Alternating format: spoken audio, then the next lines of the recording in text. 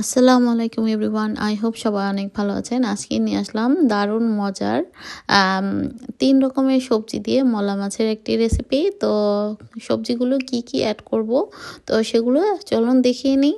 তো আজকে আমি নতুন এই সবজিটা হচ্ছে এক ধরনের শালগম বা টার্নিপ। তো শালগম কিন্তু অনেক রকমের হয়ে থাকে, আগে আমি জানতাম না। তো গুগলে সার্চ দিয়ে এটার নাম অ্যাকচুয়ালি কী সেটা সার্চ দিতে গিয়ে দেখি যে এটার নাম টার্নিপ ইংলিশে, এবং বাংলায় হচ্ছে শালগম। তার মানে শালগম কয়েক রকমের হয়, সাদা একটা, আরেকটা হচ্ছে গ্রিনিশ, আর একটা হচ্ছে এই কালার। তো যাই হোক, আমি এখন টার্নিপের সঙ্গে কিছু সিম দিলাম, আলু। তো ছোট ছোট করে তো মাথায় আইডিয়া আসলো আজকে মলা মাছ দিয়ে করে দেখি যে কেমন লাগে। তো সেই অনুযায়ী আসলে রান্না করছি। তো এখানে বরাবরের মতোই আমি এখানে সামান্য পরিমাণে তেল দিয়ে পেঁয়াজ কুচি, টমেটো কুচি এবং আদা রসুন পেস্ট দিয়ে মশলাটাকে কষিয়ে নিয়েছি। তা এখন আমি শুকনা গুঁড়া মশলাগুলো যেমন হলুদ, মরিচ, ধনে, জিরা এবং কারি পাউডার এবং সামান্য একটু পাপরিকা গুঁড়ো অ্যাড করেছি একটু কালারের জন্য। তো এখন আমি লবণ তো আগেই দিয়ে দিয়েছিলাম। তো যাই হোক, এখন আমি পানি দিয়ে এটাকে ভালো মতো কষিয়ে নিচ্ছি মশলাটাকে। যখন মশলাটার তেলটা উপরের দিকে ভেসে আসবে তখন আমি কেটে রাখা সবজিগুলো এখানে অ্যাড করে দেব। তো শালগম রান্নাটা কিন্তু ভালোই লেগেছে, মানে আমি একটু মিক্সড করে খেয়ে দেখছিলাম যে আসলে কেমন হয় ছোট মাছ দিয়ে এই রান্নাটা।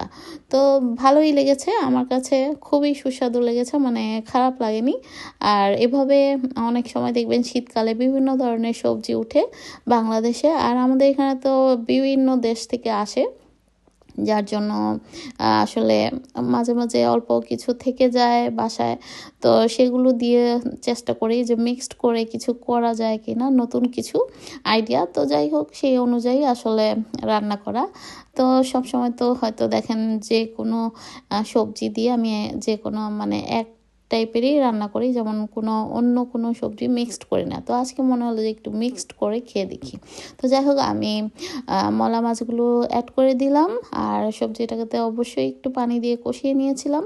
তো এখন মলা মাছগুলো দিয়ে এর সঙ্গে কাঁচামরিচ, ধনেপাতা অ্যাড করে দিয়েছি, আর ঝোলটা সামান্য পরিমাণে অ্যাড করে দিয়েছি এবং লবণটাও টেস্ট অনুযায়ী দিয়ে দিয়েছি। আর একটু পরপর নিয়ে চেড়ে দিচ্ছি। তো সামান্য একটু হলেই কিন্তু হয়ে যাবে। আর নামানোর আগে অবশ্যই ধনেপাতা আরও কিছুটা অ্যাড করেছি, আর খুবই সুন্দর গ্রান বেরোচ্ছিল। আর খেতেও মাশাআল্লাহ সুস্বাদু হয়েছে। আপনারা বাসায় ভালো লাগলে এভাবে রান্না করে খেয়ে দেখতে পারেন। তো আজ এ পর্যন্তই, সবাই ভালো থাকবেন, আমাদের জন্য দোয়া করবেন, আর আপনাদের জন্য রইল অনেক দোয়া। আল্লাহ হাফেজ। Thank you for watching.